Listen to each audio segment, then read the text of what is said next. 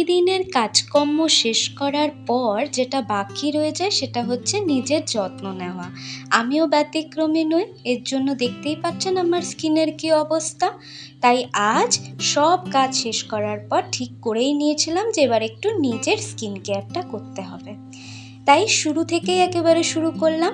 একটুখানি aloe vera gel ভালো করে মুখে লাগিয়ে নিলাম এবং একটা ফেশিয়াল রেজার দিয়ে ফেসের সমস্ত হেয়ার রিমুভ করে নিলাম। আপনারা দেখতেই পাচ্ছেন যে এই যে রিমুভ করার ফলে যে আমার যে ডেড সেলগুলো সেগুলোও কিন্তু রিমুভ হয়ে যাচ্ছে।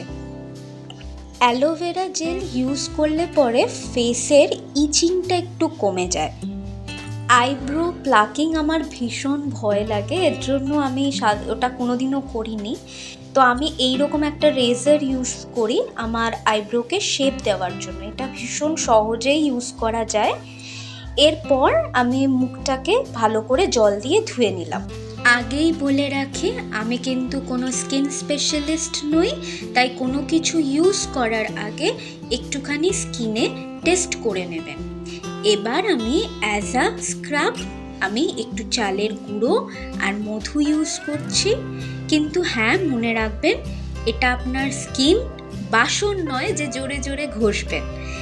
এটা হয়ে গেলে নর্মাল জল দিয়ে মুখটাকে ধুয়ে নিলাম।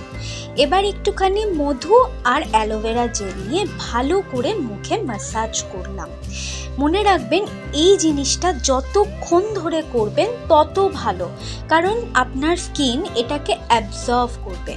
আমি যেহেতু মধু আর অ্যালোভেরা জেল নিয়েছি, সুতরাং মনে হয় এর কোনো সাইড এফেক্ট হবে না। আপনাদের কাছে যদি ভিটামিন ই ক্যাপসুল থাকে তাহলে আপনারা সেটা ইউজ করতে পারেন। দেখছেন আমি কিন্তু ম্যাসাজ করছি, যে আপওয়ার্ড ম্যাসাজ সবসময় করবেন, কারণ আমরা যত বয়স হয় তত আমাদের চামড়া নিচের দিকে ঝুলে যায়, তাই একটু আপওয়ার্ডে ম্যাসাজ করলে খুব ভালো। এই ম্যাসাজের টেকনিকগুলো ইউটিউবে অনেক ভিডিও আছে, সেগুলো দেখে আপনারা করতে পারেন। আর যদি আপনাদের মনে হয় তাহলে আপনারা আমাকে কমেন্টে জানাতে পারেন, আমি এর সংক্রান্ত একটি ভিডিও নিয়ে আসতে পারি। সমস্ত কিছু অবজর্ভ হওয়ার পর স্কিনটা ঠিক এই রকম দেখতে লাগে। এবার জল দিয়ে সেটাকে ধুয়ে নিন। আমি এখানে নোজ প্যাচ ইউজ করছি, আমার কাছে এটা ছিল। মনে রাখবেন নোজ প্যাচ কিন্তু ড্রাই স্কিনে লাগাতে নেই, একটুখানি সেই জায়গাটা জল দিয়ে ভিজিয়ে নেবেন, দেন ওটাকে ইউজ করবেন। আমি একটুখানি নাটক করার পর ফাইনালি লাগালাম এবং 10 মিনিট পর একটু যুদ্ধ করেই সেটাকে একটু সরাতে হয়েছে। এবার আমি একটা ফেস প্যাক ইউজ করছি, বেশি কিছু না, শুধুমাত্র বেসন, একটুখানি মুলতানি মাটি আর দই ইউজ করছি। প্রসেসটা দেখতে যত ভালো লাগে সময়ও কিন্তু ততটাই লাগে। 2000 years later. প্যাকটা শুকিয়ে গেলে জল দিয়ে ভালো করে মুখটাকে ধুয়ে নিয়েছি। এবার হচ্ছে লাস্ট স্টেপ, সেটা হচ্ছে একটুখানি গোলাপ জল মুখের মধ্যে লাগিয়ে নিলাম আর ব্লু হেভেনের লিপ অয়েল ইউজ করলাম। আমি ব্লু হেভেনের লিপ অয়েল ইউজ করছি, আপনারা পারলে একটুখানি ভ্যাসলিন লাগিয়ে নেবেন। ব্যাস হয়ে গেল। স্কিন হোক, সম্পর্ক হোক কিংবা কোনো জিনিস, একটু যত্ন পেলে সব কিছু সুন্দর হয়ে যায়।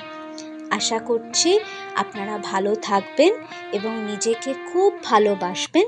দেখা হচ্ছে পরের ভিডিওতে। ভিডিওটি যদি হেল্পফুল হয় কিংবা ভালো লাগে অবশ্যই লাইক করবেন, সাবস্ক্রাইব করবেন। বাই।